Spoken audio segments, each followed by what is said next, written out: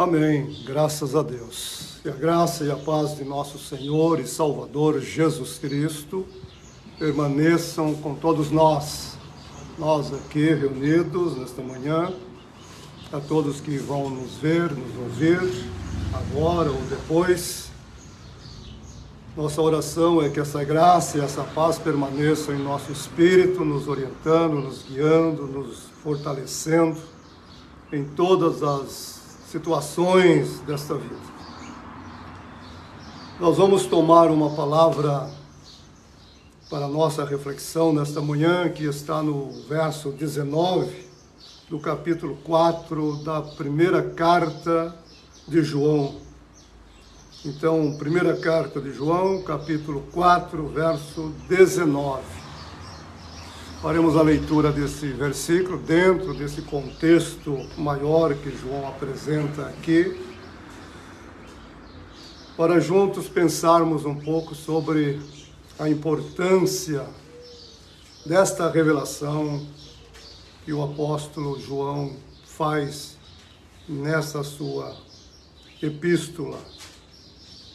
Então nós temos a primeira carta de João, capítulo 4, verso 19, onde ele diz assim: nós amamos porque Deus nos amou primeiro. Nós amamos porque Deus nos amou primeiro. Então neste capítulo, João trata justamente do amor. Na verdade, toda essa carta está baseada no fato de que Deus é amor e que esse amor se derrama até nós através de Jesus Cristo, nosso Senhor, e que uma vez em nós, ele também se derrama nas relações uns com os outros e também nas relações com o mundo à nossa volta. Então João se ocupa com essa realidade maior, que é Deus. A partir de Deus em Cristo, nós passamos a participar dessa realidade de que Ele é amor. E depois, nas nossas relações, aquilo que Deus é manifestado, é revelado no nosso cotidiano. Então João vai dizer aqui algumas vezes que Deus é amor. E nós vamos pensar um pouco então nesse amor que é Deus, ou que Deus é. O amor que Deus é. Não é o amor no sentido de Deus, amor ser Deus, mas o amor que é a própria natureza, a própria essência, a própria substância de Deus. Então Deus é amor, o amor que Deus é. Nós vamos pensar isso a partir desse versículo para compreendermos a nossa vida dentro dessa realidade.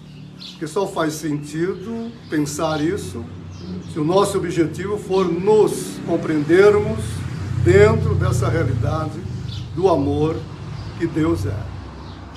Então nós vamos tratar disso tomando apenas esse versículo dentro desse contexto, que ele é bastante revelador. Nosso amor como resposta, ou como eco, como reflexo do amor de Deus em nós, através de Jesus Cristo. Sponville escreveu um pequeno livro chamado Tratado das Pequenas Virtudes. E nesse livro, o último capítulo desse livro, ele trata do amor. Ele fala muito amplamente, profundamente do amor. E ali ele coloca o amor em 3 dimensões, em 3 categorias. Primeiro ele fala do amor enquanto eros, esse amor que é a nossa falta, o amor que denuncia a nossa finitude, o amor que denuncia aquilo que falta em nós. E por isso nós somos impulsionados o tempo todo a buscar coisas, a buscar aquilo que sabemos que nos falta. Então esse é o primeiro amor que ele coloca ali, trabalha isso profundamente. E o segundo amor que ele coloca ali é o amor filia. Ele fala do amor filia enquanto gratuidade, o amor que é a alegria de estarmos juntos, como, por exemplo, nesta manhã nós estamos reunidos aqui, né? Então esse encontro produz em nós uma alegria transbordante. Então é alegre estar aqui. Então isso é filia, né? Então nós estamos vivendo aqui uma filia nas nossas relações. Então quando eu levanto na quarta-feira, fico esperando os irmãos chegarem, as irmãs, e vendo-os chegando, né? Então esse prazer, essa alegria, né? De passarmos juntos, isso é filia. Então ele trabalha isso dentro dessa visão. Primeiro, o amor enquanto busca por aquilo que nos falta, e segundo, o amor enquanto o prazer do encontro, de estar junto.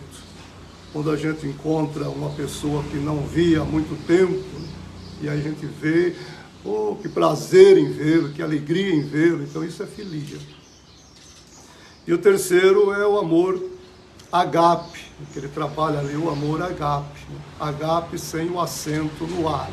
Ágape seria a festa do amor, não o amor, mas a festa do amor, que era muito praticado pela igreja no seu estado primeiro, quando os irmãos se reuniam para jantar, para comer, para cear.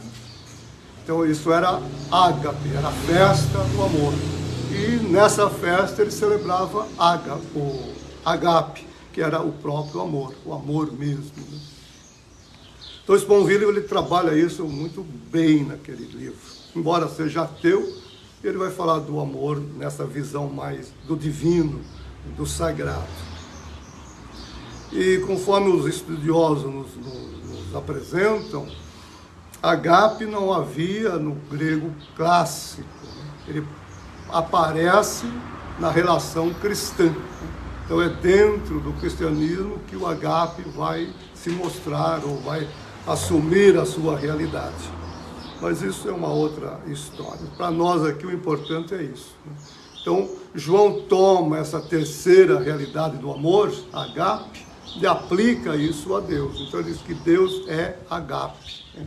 Deus é amor, o amor que Deus é. Então quando nós pensamos que Deus é amor, aí nós começamos a pensar no tipo de amor que Deus é, né? Que tipo de amor Deus é? Deus não pode ser pensado nessa dimensão do amor, né? Na mesma dimensão do amor dos humanos ou dos anjos. Então, se nós pensarmos o amor na dimensão dos anjos, nós estamos pensando o amor na dimensão da criatura, do limitado, né? Daquele que não é em si. Se nós pensarmos o amor na dimensão humana, isso ainda cai muito mais, porque o ser humano está numa condição inferior à dos anjos, né? Então, quando eu tomo o amor na dimensão humana, tendo o humano como referência, eu estou longe da realidade daquilo que é o amor. Então, se queremos compreender o que é amor, a única referência que nós temos é Deus.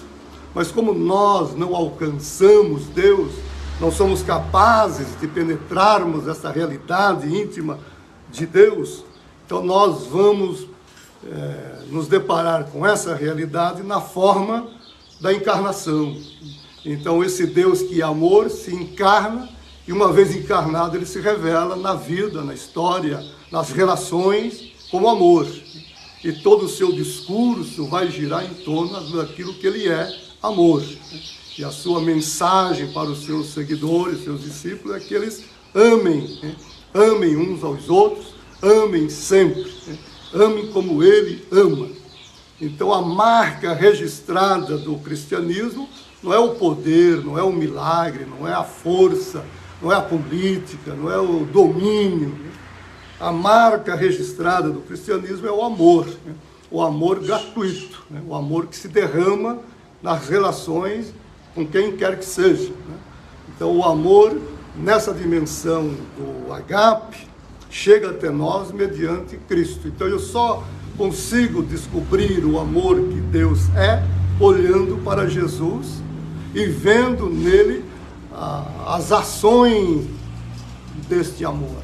Então em Cristo eu descubro de fato o que, assim, com muitas dificuldades, né? Aquilo que é o amor em Deus. Então, primeiro nós podemos pensar que Deus é amor, e se Ele é amor, Ele é eterno, então esse amor é eterno. Então esse amor tem a dimensão da eternidade. Então Deus é eterno, e esse amor em Deus, sendo da sua essência, sendo a sua natureza, é tão eterno quanto Ele. Então não se separa Deus do amor, o amor de Deus, porque Deus é amor. E se Deus é amor, eternamente amor, essa relação de amor de Deus vai ser encontrada onde? Ela vai ser encontrada justamente em Deus, que se relaciona dentro desse mistério que nós chamamos de triunidade. Então, onde que nós vamos encontrar o amor atuante de Deus na eternidade? Na relação do Pai, Filho e Espírito Santo. Leonardo Boff, ele tem uma frase interessante, criticada por alguns, elogiada por outros, diz que no princípio não havia a solidão do um, mas a comunhão do três.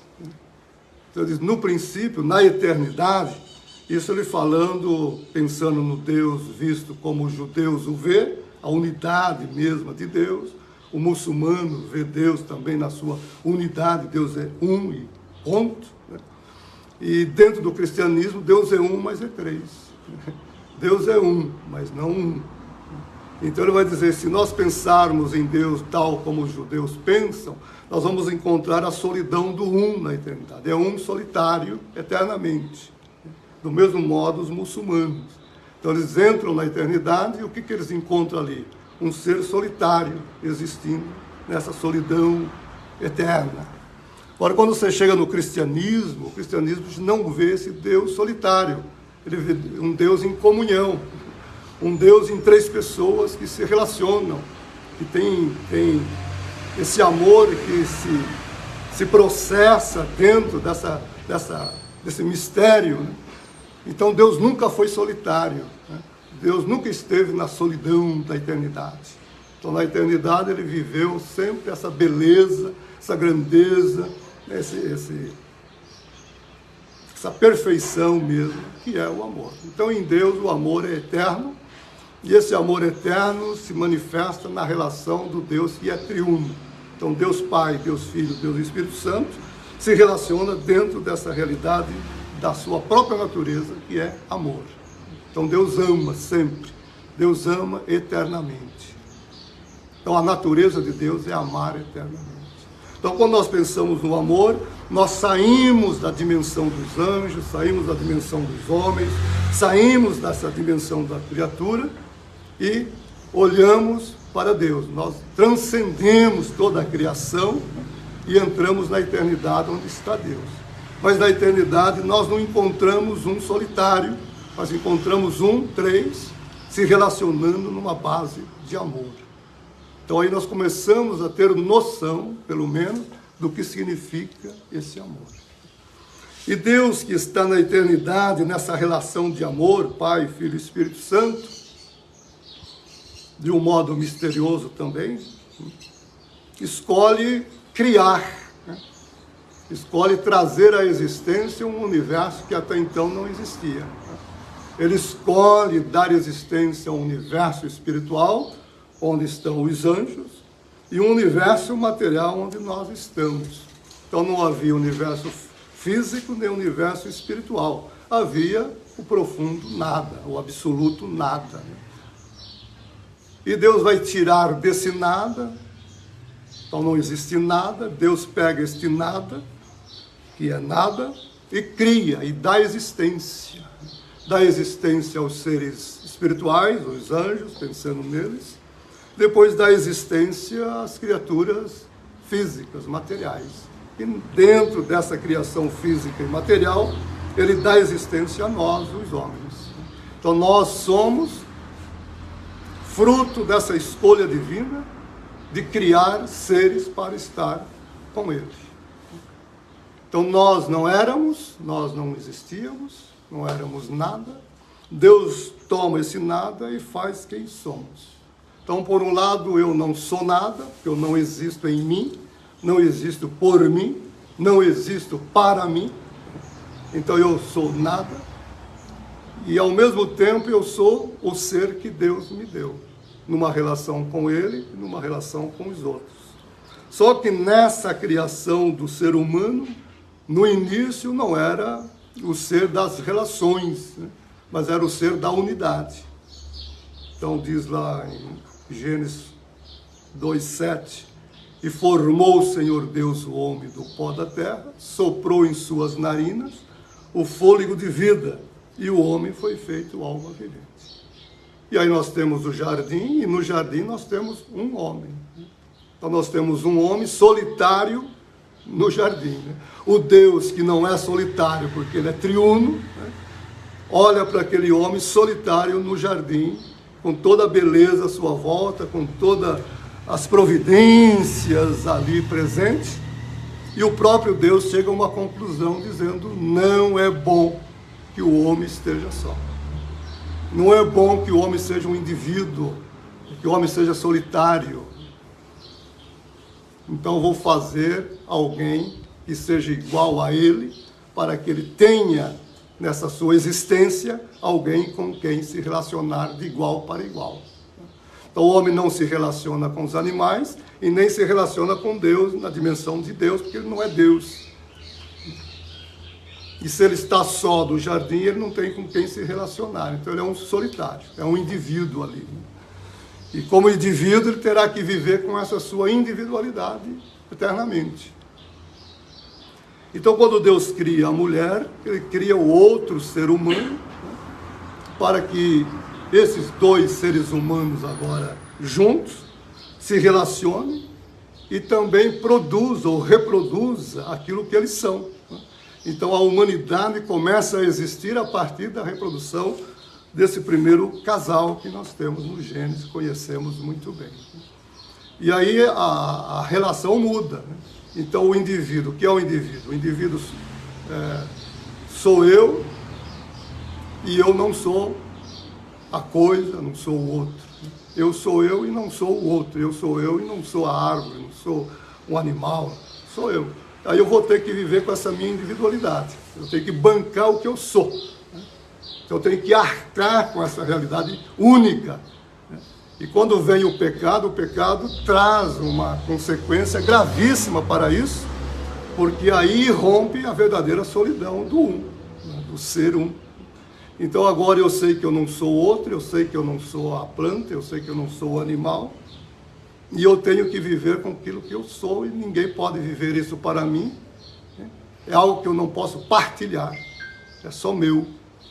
E aí traz aquilo que é a solidão, aquilo que é o vazio, aquilo que é a dor existencial. E o que é ser a pessoa? A pessoa sou eu em relação a você, em relação ao outro, em relação às coisas. Então a pessoa é um ser de relações. O indivíduo é um ser que vive em si mesmo, para si mesmo. Então o pecado trouxe essa dificuldade. Mas na criação de Deus é para que haja relações. Então nós somos criados por Deus para que nós pudéssemos nos relacionar enquanto seres iguais, seres humanos iguais, e pudéssemos estar em contato com Deus, que é o nosso Criador, porque Ele não se afastou, diferente do que diz o deísmo, que Deus criou todas as coisas e depois foi embora, viajou e deixou tudo aí. Não, Deus criou e permanece presente. No dizer de Karl Rahner, um dos maiores teólogos do catolicismo do século XX, na verdade foram dois Carlos, né? Carlos Rahner e Carlos Barth, né? Um protestante e outro católico, os dois maiores teólogos do século XX. E eles costumavam dizer que Deus continua criando, que a criação de Deus não termina, né? Deus continua criando suas criaturas eternamente, né? Criando e alimentando, criando e alimentando. Se Deus parar de criar, de alimentar, a criatura desaparece, volta ao nada, né? Então há uma ação permanente, perene de Deus para manter as criaturas existindo, né, e alimentada, ou servida nesse sentido. E C.S. Lewis, acho que é esse o nome dele, ele usa uma metáfora biológica bastante interessante, né? Ele vai dizer que Deus é o grande hospedeiro, né? que cria os seus próprios parasitas para explorá-lo eternamente. Então ele fala da criação como esse parasita criado pelo próprio Deus, como hospedeiro eterno, que alimenta esses parasitas a vida toda. Então Deus nunca vai parar de nos criar e de nos alimentar. E daí eles pegam a metáfora também do seio, o grande seio, Deus El Shaddai, né? Deus disse a Abraão, eu sou El Shaddai no hebraico, é seio, né? Também pode ser trazido como grande seio. Então Deus é como esse grande seio que alimenta a sua criatura o tempo todo.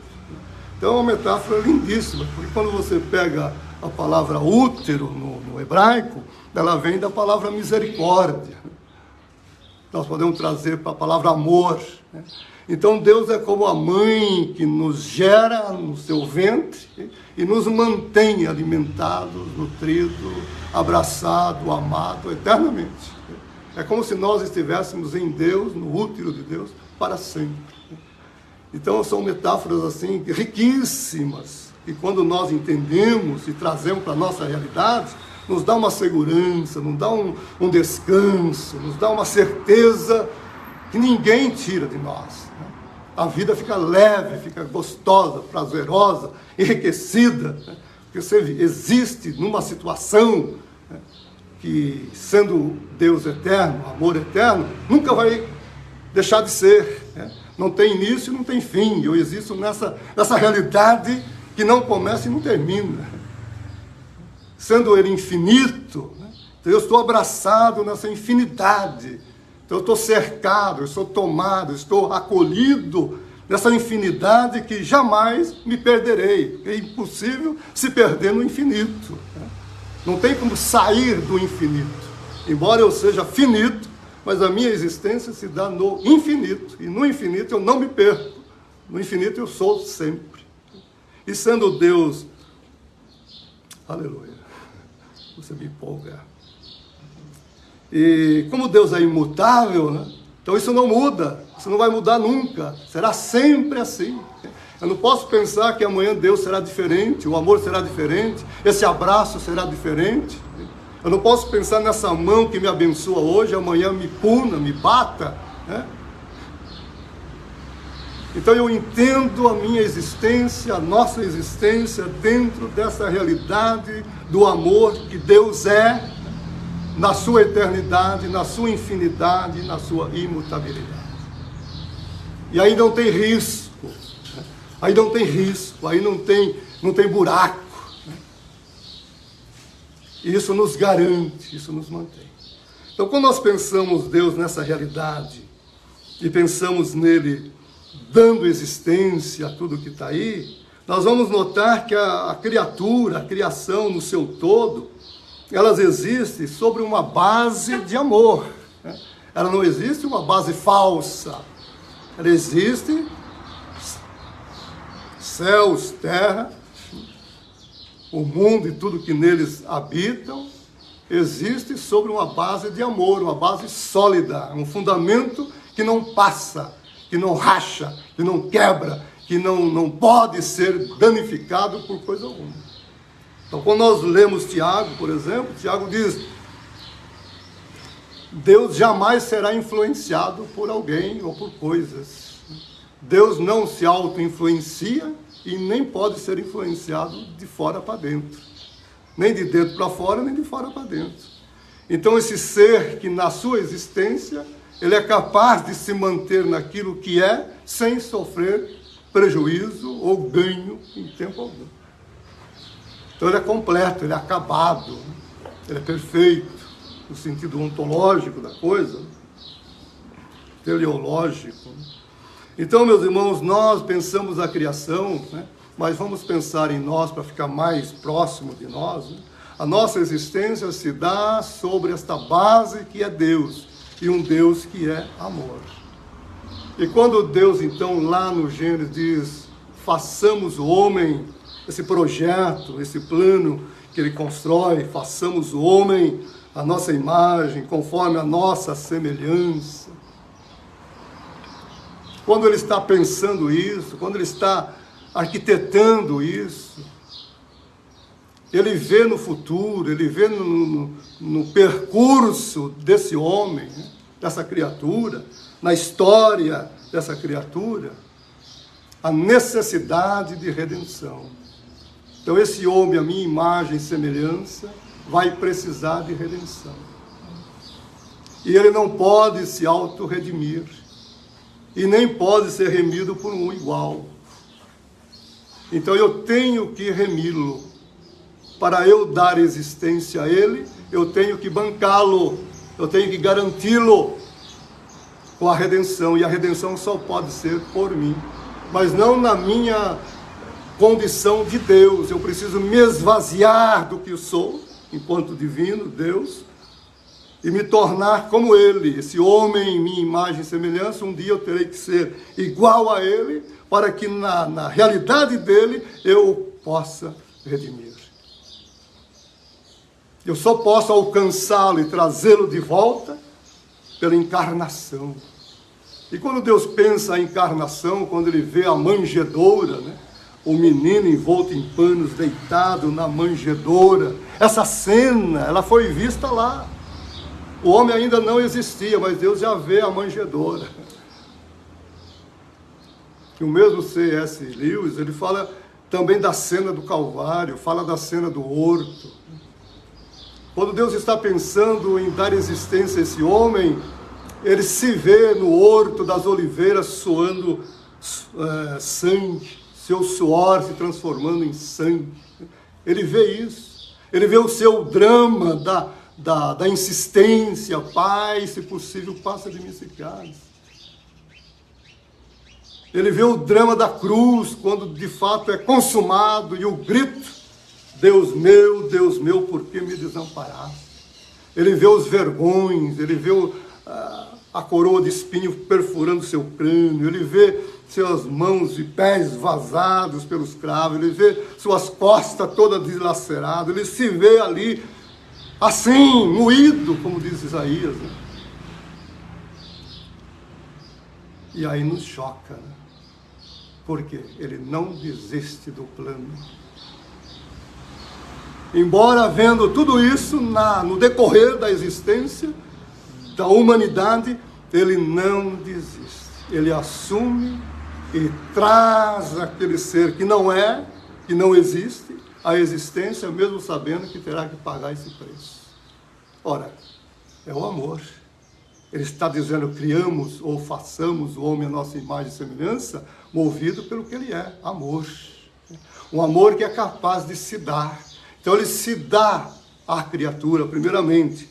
Enquanto Criador, ele se dá à criatura. Atrás da existência. Depois ele se dá pela criatura, morre por ela. Então esse amor que transcende a nossa compreensão, que vai além de tudo que nós imaginarmos, é o amor que Deus é. Então nós estamos abraçados, acolhidos por esse amor infinito, eterno e imutável. E esse amor que se dá a nós e se dá por nós. Coisas que nós jamais vamos conseguir medir. E aí quando você vê, nós vemos Lucas escrevendo, duas questões fantásticas que Lucas escreve. Primeiro é do ladrão na cruz. Ladrão que olha para o Senhor: lembra-te de mim. Mal sabia ele que ele já foi lembrado na eternidade. Como se o Senhor dissesse: olha, já lembrei de você, eu estou aqui porque eu lembrei de você.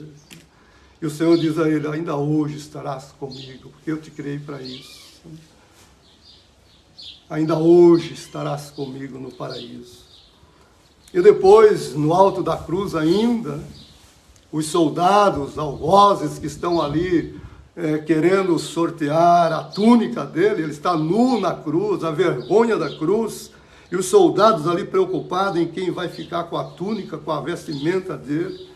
E ele reforça aquilo que já é, para deixar registrado na história. Ele diz: Pai, perdoa-os, eles não sabem o que estão fazendo.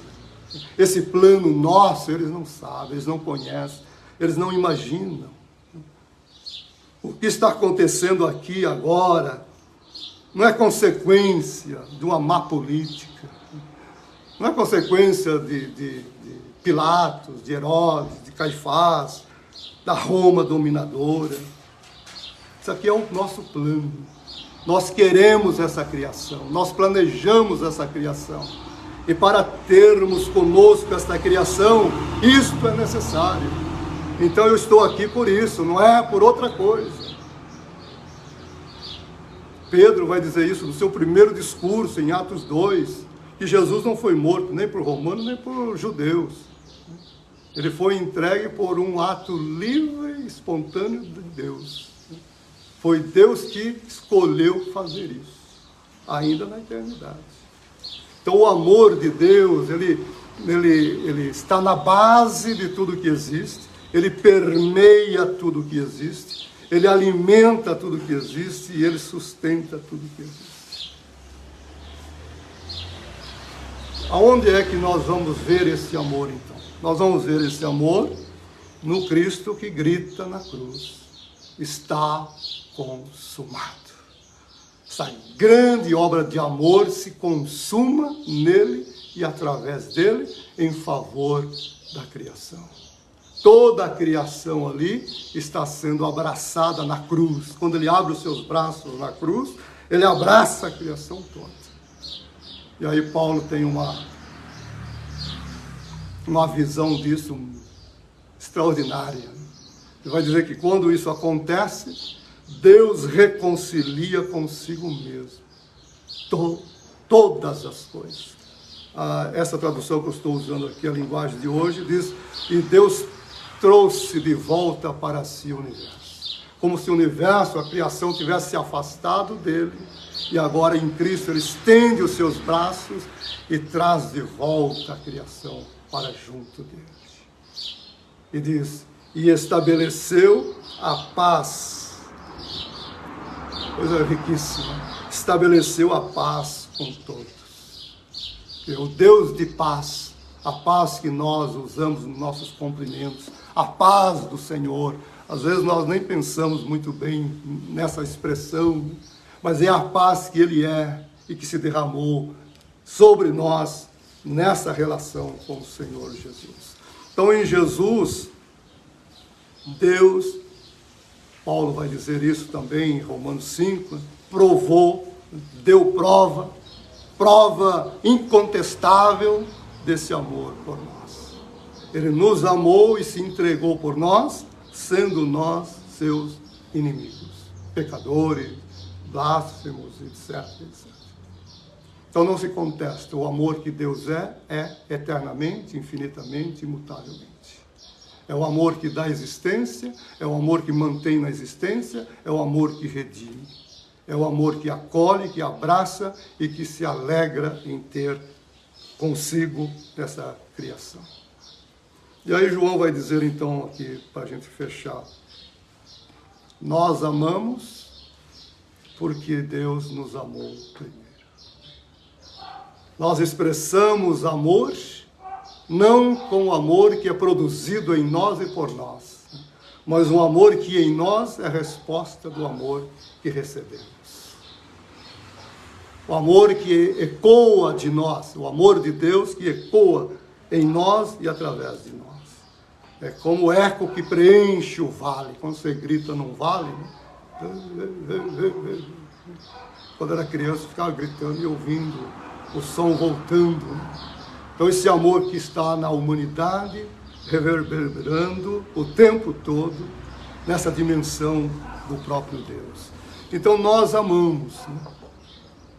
Agora, esse amar, como João vai escrever aqui, ele vai colocar aqui várias vezes a expressão conhecemos.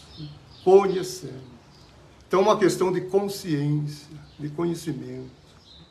Então, quando eu penso em Deus, então a minha consciência é permeada, é atravessada por essa realidade de quem Ele é. E essa realidade que Ele é em mim me constrange. E esse constrangimento que provoca em mim me faz amar o outro, me faz ver o outro como vejo a mim mesmo.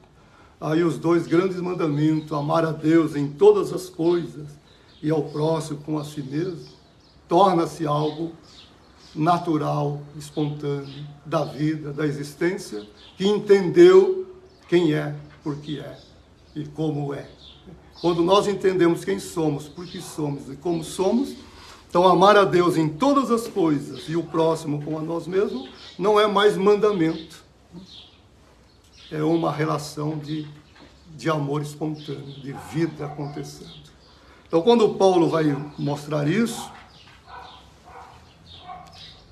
Gálatas 2:20, quando ele fala, a vida que agora vivo, vivo-a na fé no Filho de Deus, que, aí é importante a gente notar, né? Me amou, e se entregou a si mesmo por mim. Aí Paulo toma na primeira pessoa, né? Esse Deus que me ama. Ele ama a humanidade, ele ama os anjos, ele ama a criação no seu todo, mas ele também me ama. Eu preciso particularizar esse amor para eu me ver dentro dele da forma como eu sou. Quando Deus diz que ama Israel, sempre que aparece no Antigo Testamento, Deus dizendo que ama Israel, ele fala no coletivo, ele ama os judeus, no seu todo. Então, se nasce judeus, é amado por Deus, sabe que é amado por Deus, porque Deus ama os judeus. Mas quando nasce Salomão, aí Deus diz para Salomão diretamente, eu te amo. Salomão é o único judeu na história dos judeus que ouviu de Deus essa declaração de amor individual, eu te amo. Mas aí quando nós chegamos nos evangelhos, João, por exemplo, diz que Deus amou o mundo, né? De tal maneira. Então Deus ama Israel, mas ama também o mundo, ama a humanidade inteira. Mas quando eu entendo que ele ama a mim, o Wilson, na condição de Wilson, né? Ele não ama o Wilson na condição de Jair, né? De Eric, de Denise. Ele não me ama na condição daquele que é melhor do que eu.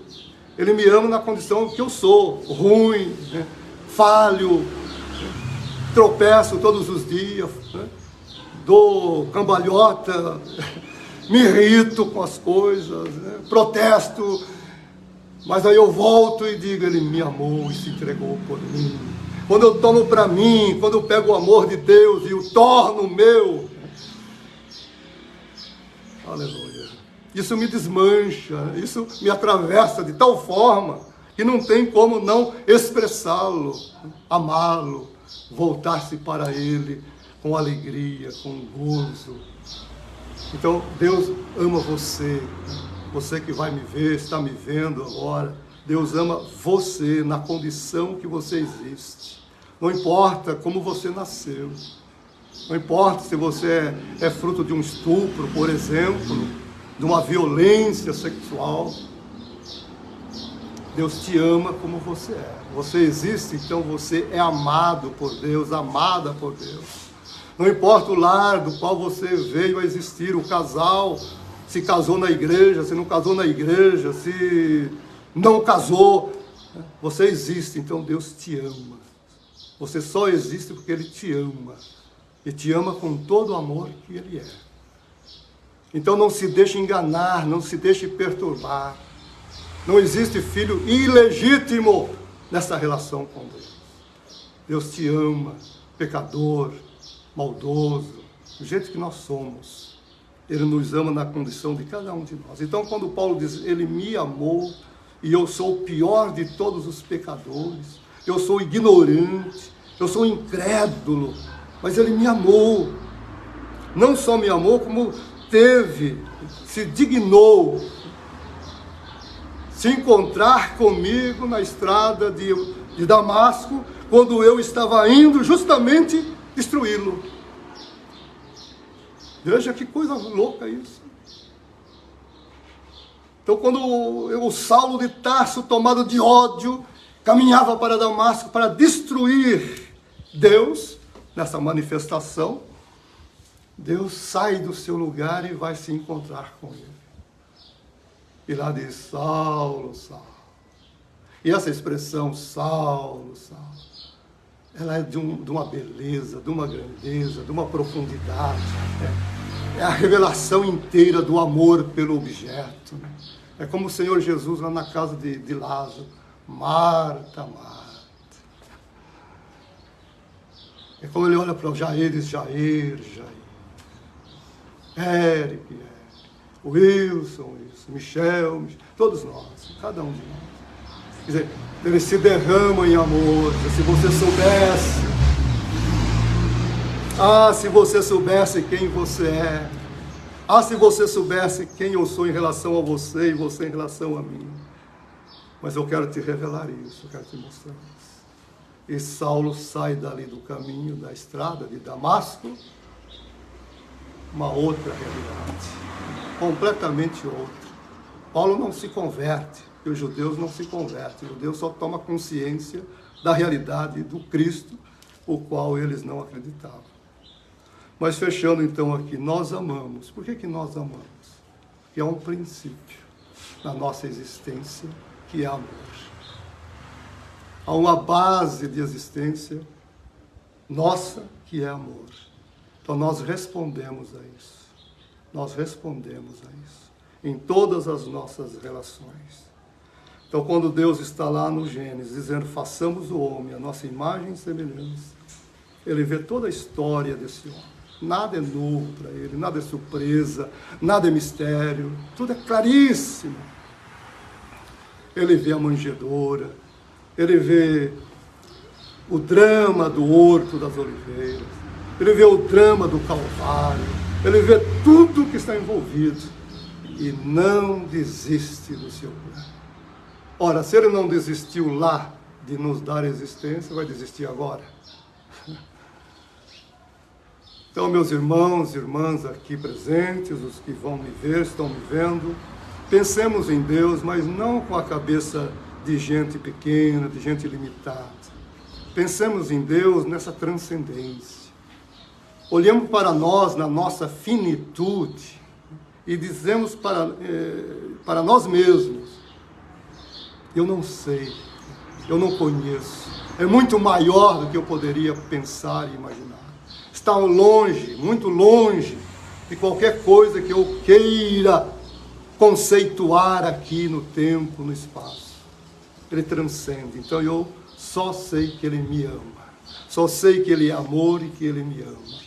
E que essa relação vai se expandir e se aprofundar na eternidade. Se você pensar isso, entender isso, certamente você vai viver sem nenhum fardo nas suas costas, sem nenhum peso na sua consciência, sem nenhuma dor no seu coração. Você vai viver a felicidade, a bem-aventurança do Cristo que vive em você, vive em nós, e nos reconciliou com Deus e nos dá a eternidade. Que Deus nos abençoe, em nome de Jesus. Amém e amém. Graças a Deus.